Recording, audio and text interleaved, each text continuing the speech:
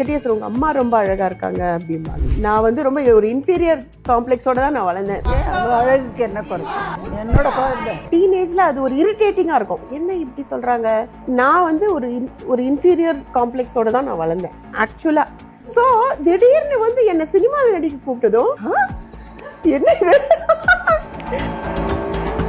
ஒரு சீன் எடுப்பாங்க அனுப்பிடுவாங்க திரும்பன்ற உண்மையா அந்த இதில் தான் நான் போனேன். முதல் நாள் 3 சீன் எடுத்தாங்க. ஜெயலலிதா மேமோடலாம் அந்த கம்பேர் பண்ணி அவங்க ஆக்ட் பண்ணும்போது எப்படி இருந்தது அப்படி பேசினோடனே ஐ வாஸ் வெரி என்கரேஜ். மோகன் சார் பற்றி பேசி ஆகணும்.